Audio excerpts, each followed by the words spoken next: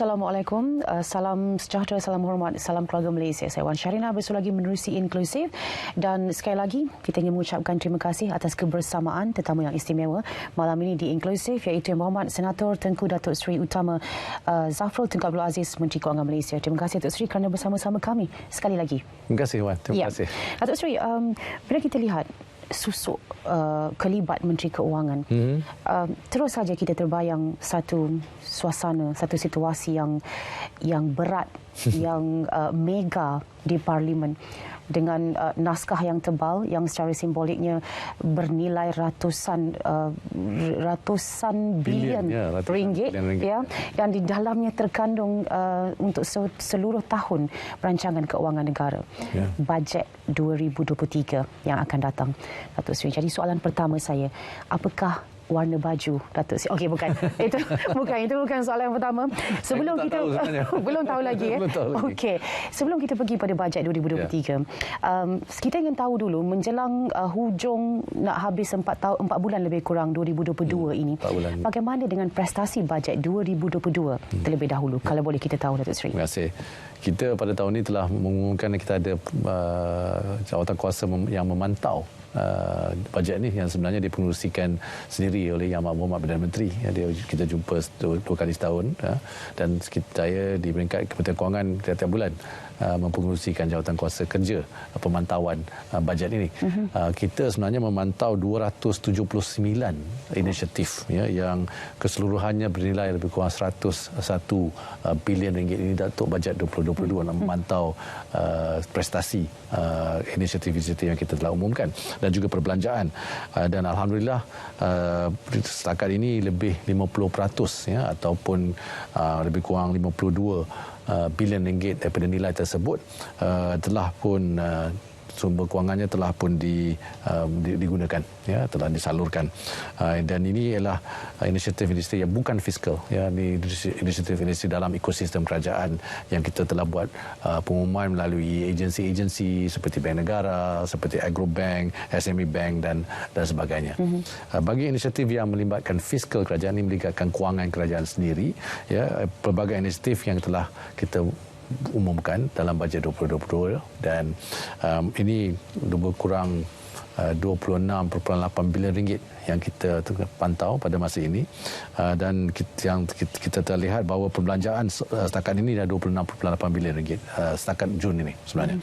Jadi untuk rakyat kita telah belanja lebih kurang 17.7 bilion ringgit. Ini termasuk 5.74 bilion ringgit untuk perlindungan sosial, dan juga untuk perniagaan kita telah belanjakan 7.34 bilion ringgit, dan juga untuk ekonomi 1.79 bilion ringgit. Bagi sektor perniagaan tu, kalau kita lihat bagi sektor perniagaan 7.34 bilion ringgit yang dibelanjakan ialah untuk memanfaatkan sebenarnya 6 juta syarikat, 6 juta syarikat. Ini termasuk daripada skim jaminan yang kita telah umumkan, ini hampir 4.7 bilion ringgit. Kita juga ada dana untuk agrofood, daripada Bank Negara itu lebih kurang, kalau silap saya, 99 juta ringgit, dan juga berdana Bank Negara Malaysia, yang ini automation dan digitalization, dan pelbagai inisiatif kerajaan lah, yang telah, inisiatif yang telah kita umumkan dan kita sekarang telah membuat pemantauan, dan setakat ini kelulusan dah tinggi, pada tahap lebih kurang 8 bilion ringgit. Dan sekarang kerana ekonomi pun telah dibuka, kita jangkakan akan meningkat keperluan untuk kita membantu peniaga-peniaga ini, dan mereka juga akan menggunakan insentif-insentif yang kita telah umumkan. Dan kita ada banyak macam lagi lah. Perdagangan mikro pun penting. Kita telah melihat lebih kurang dekat 1.6 bilion ringgit untuk perniagaan mikro yang telah kita bantu. Ini melibatkan hampir 22,000 perniagaan mikro, dan juga dengan PKS pun kita telah bantu banyak lagi. PKS ni lebih kurang 64.8 bilion ringgit. Ini memanfaatkan 41,881 PKS. Sebenarnya banyak lagi inisiatif yang masih lagi dalam proses ataupun yang belum pun dipohon, melalui program Semarak Niaga. Kerana program Semarak Niaga ini bernilai 40 bilion ringgit, tetapi seperti yang Wan sebut ini masih ada masalah, lagi 5 bulan untuk tahun ini. Kita juga dapat melihat ada beberapa langkah yang masih lagi dalam ada tapi dikurangkan kerana syarikat-syarikat telah bermula beroperasi penuh kapasiti. Ini contohnya program subsidi upah. Tetapi kita teruskan untuk sektor yang masih lagi terkesan. Contohnya sektor peruncitan dan sektor pelancongan. Dan ini insya-Allah kita pun akan berkurangan kerana kita dapat lihat kadar pengangguran pun dah turun sampai ke tahap 3.9%. Okey. Baik, dengan prestasi itu dan dalam tempoh yang sudah semakin hampir untuk pembentangan bajet 2023 pula, kalau boleh kita tahu apa persiapan kerajaan dan MOF secara khususnya tambah-tambah untuk menepati hasrat supaya ia menjadi satu lagi bajet yang mesra rakyat. Jadi bajet 2023 ni masih lagi dalam proses, ya. Kita insya-Allah akan diumumkan pada suku keempat ini, ya. Dan kita telah pun mulakan proses libat urus untuk mendapatkan maklum balas lah rakyat kita terutamanya. Kerajaan memang sentiasa komited untuk kita teruskan ketulusan proses penyediaan bajet dan juga menggalakkan penyertaan orang ramai. Jadi proses ini telah bermula. Kita mulakan dengan pra-bajet, kenyataan pra-bajet kita pada baru-baru ini, dan sebenarnya dikeluarkan pada bulan Jun tahun 2022 ini. Dan apakah tujuan kenyataan pra-bajet ini ialah untuk memastikan rakyat tahu apa keutamaan kita untuk bajet tahun 2023, ya. Kita dah juga minta pendapat persatuan-persatuan industri, ya, Dewan Perniagaan dan juga pelbagai NGO dengan cadangan apa yang kita perlu masukkan dalam bajet 2023. Jadi kita ada sesi libat urus dengan mereka, tanya apa yang mereka rasa patut kerajaan bantu dalam bajet 2023. Seperti tahun lepas, Kementerian Kewangan juga telah menyediakan kertas konsultasi awam ataupun KKA lah, yang mengenai beberapa langkah cukai, ya, dan akan berkongsi lagi KKA ini untuk maklum balas orang ramai, bagi kita mengubal dasar polisi, ya, untuk bajet 2023. Seterusnya Kementerian Kewangan juga akan turun padang, ya. Kita dah ini tahun ketiga kita turun padang untuk dapat maklum balas secara terus daripada rakyat dan peniaga-peniaga kita. Kita ini setakat ni bukan kita tak nak meeting dekat Kementerian Kewangannya, kita berjumpa di setiap negeri. Kita akan jelajah ke seluruh Malaysia dan mendengar sendiri. Saya dan juga rakan-rakan saya di Kementerian Kewangan, terutamanya Timbalan Menteri Kewangan 1 dan Timbalan Menteri Kewangan 2 juga akan turun mendengar isu-isu rakyat dan isu-isu peniaga-peniaga, terutamanya dalam cabaran yang dihadapi pada masa kini. Kerajaan juga akan menyediakan satu portal, ya, untuk membolehkan ahli-ahli keluarga Malaysia ni memberi cadangan dan idea. Dan bajet 2023 ni memang fokusnya memang nak meneruskan momentum pemulihan ekonomi kita dan memberi penekanan kepada pembaharuan struktur dan juga pengukuhan daya tahan ekonomi. Dan seperti Wan sebut tadi, bajet ni bukunya tebal. Yang kita sebut tadi semua adalah inisiatif-inisiatif ataupun cadangan-cadangan yang kita nak menolong rakyat. Tetapi dalam buku bajet itu sebenarnya peruntukan-peruntukan setiap Kementerian Kewangan, setiap kementerian dalam kerajaan kita, agensi-agensi, semua itu jadi memang terperinci. Ya. Kadang-kadang kita lupa yang bajet ni maksudnya ialah apakah keperluan kewangan untuk kerajaan, dan juga keperluan perbelanjaan pembangunan, perbelanjaan mengurus kerajaan juga. Baik, selepas pembentangan bajet 2022 dulu, kita berdepan dengan perkara-perkara yang kita tidak jangka sebelumnya, seperti contohnya banjir dan kemudian krisis makanan, sekuriti makanan. Dan Datuk Seri juga menyebut bahawa kita juga akan turut bergantung kepada keadaan ataupun isu-isu global dan ia mungkin akan juga mempengaruhi ekonomi kita. Jadi untuk bajet 2023, kalau boleh Datuk Seri jelaskan fokus yang kerajaan letakkan. Ya. Fokus bajet 2023, ya. Jadi kalau saya sebut tadi, kita nak fokus kepada pemulihan, ya, atau recovery, terutamanya pasca COVID-19, ya. Dan tumpuan bajet 2022 juga kepada pembaruan struktur ataupun structural reform dan juga memperkukuhkan daya tahan negara ataupun resilience. So kalau dalam bahasa Inggeris 3R lah, ya, recovery, reform dan juga resilience. Kerajaan akan terus memastikan, ya, bajet kita ni, bajet 2023 ni menyokong menyokong momentum yang pertumbuhan yang kita dapat lihat sekarang, suku pertama, suku kedua dan insya-Allah sampai suku ketiga dan suku keempat, untuk terus menjana peluang pekerjaan contohnya kepada rakyat kita, dan juga akan memberi penekanan kepada agenda pembangunan negara supaya lebih inklusif ya, dan juga lebih mampan lah ya, lebih sustainable juga. Antara bidang pembaruan yang ditekankan adalah berkaitan dengan memperkukuhkan sistem perlindungan sosial, our social safety net. Itu penting. Ekoran daripada pengalaman kita semasa COVID-19 ya, mana mereka memang betul-betul expose lah, terutamanya golongan rentan dan golongan pekerja informal. Ya. Selain itu, pembaruan dasar ekonomi juga perlu menyentuh kepada penggalakan pertumbuhan lestari. Itu pun penting.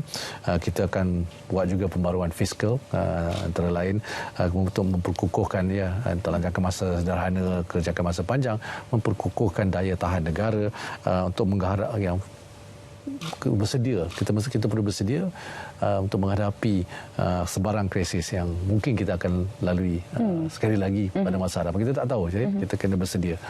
Mungkin orang mengatakan mungkin inflasi yang kita sedang depani sekarang ini akan berlanjutan agak panjang, dan tahun depan merupakan tahun yang lebih mencabar dengan ekonomi dunia dijangka mengalami pertumbuhan yang perlahan. Jadi Datuk Seri mengatakan bajet 2023 ini dirangka supaya ia resilient. Kita nak tahu bagaimana caranya sebenarnya untuk kerajaan mampu memastikan ekonomi Malaysia ini kukuh dan berdaya tahan.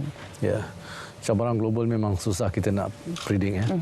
Bagaimana, siapa sangka ada peperang atau ada konflik di Rusia dan Ukraine, siapa sangka negara China begitu konservatif dari segi polisi melawan COVID-19. Jadi susulan cabaran atau ketidaktentuan geopolitik, dan juga kita dapat lihat cabaran perubahan iklim pun yang agak serius sekarang ya, dapat kita lihat banjir dan sebagainya. Jadi kita perlu membina daya tahan negara ya sebaik mungkin. Kalau kita lihat daripada momentum pemulihan ekonomi kita pada tahun ini, usaha pembaruan dan penstrukturan semula ni penting, mesti diutamakan. Jadi kita nak pastikan pertumbuhan kita ni sustainable ya, mampan, serta meningkatkan juga daya saing perniagaan kita, sektor-sektor, terutama sektor-sektor yang besar di negara kita. Kita akan membina atas momentum pemulihan ini, perkembangan KDNK kita pada 5% pada suku pertama, dan sebenarnya suku keempat tahun lepas pun 3.6%.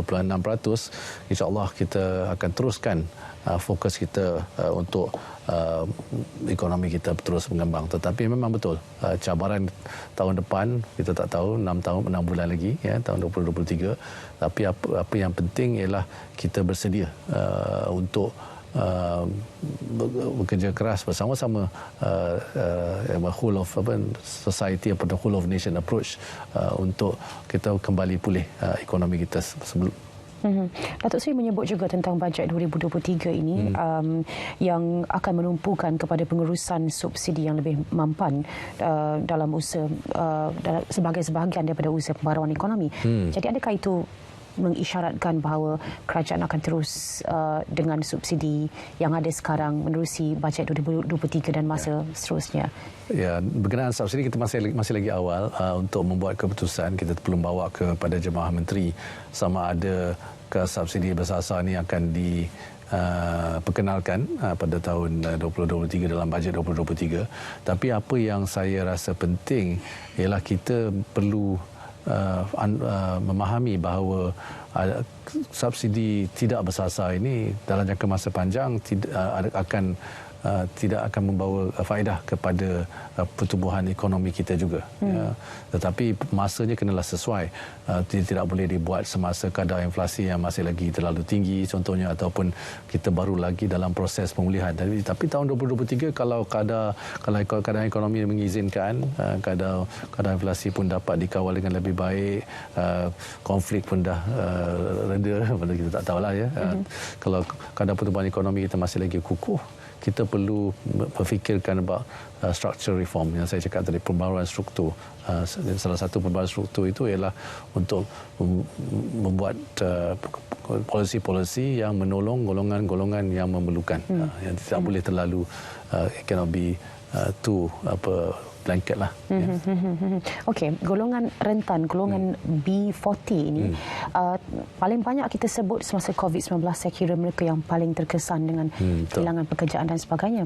Dan kemudiannya semasa inflasi seperti ini, mereka juga yang berdepan dengan cabaran, dan kedua-duanya mungkin dikaitkan dengan isu pendapatan yang tidak setara dengan peningkatan kos sara hidup.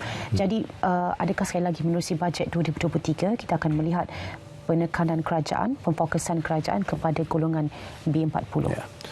Kita kalau lihat bajet 2023 ini memang dalam perancangan, masih lagi dalam perancangan, fokus pada golongan B40 akan diteruskan. Tetapi fokus kepada golongan lain pun akan juga diteruskan. Kita ada fokus juga kepada golongan M40 dan T20. Tetapi golongan B40 ni selalu kita bincangkan kerana mereka memang betul-betul seperti Wan sebut terkesan ya, berbanding dengan golongan yang lain. Tapi nak katakan golongan lain tak terkesan, tak betul juga. Jadi dalam bajet ni kita perlukan beri fokus kepada semua golongan dan juga kepada semua industri-industri. Tetapi mungkin penekanan ataupun fokus tu lebih kepada mereka yang lebih memerlukanlah.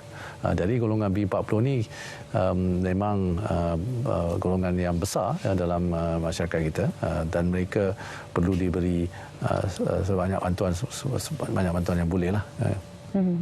Baik, sebelum ini kita menyentuh tentang inflasi dan juga peranan rakyat kerana sedikit sebanyak selain daripada tanggungjawab kerajaan ataupun langkah-langkah yang perlu diambil oleh kerajaan, rakyat juga seharusnya memainkan peranan mereka untuk memastikan ia boleh ditangani dengan baik. Dan untuk tahun yang akan datang, seperti Datuk Seri katakan, segalanya masih lagi dalam perancangan, tapi saya kira untuk gambaran ataupun imej yang lebih besar, kita sudah nampak hala tuju ataupun fokus ekonomi untuk negara ini pergi. Dan saya nak menyebut tentang, nak kaitkan dengan peranan rakyat yang lebih mungkin efektif ataupun lebih memberikan kesan, memberikan manfaat kepada kerajaan untuk menjayakan segala dasar dan polisi kerajaan. Ya, kalau kita lihat rakyat ini penting dari segi pertumbuhan ekonomi kita. In fact, rakyat punya spending ataupun perbelanjaan untuk membangunkan ekonomi kita juga.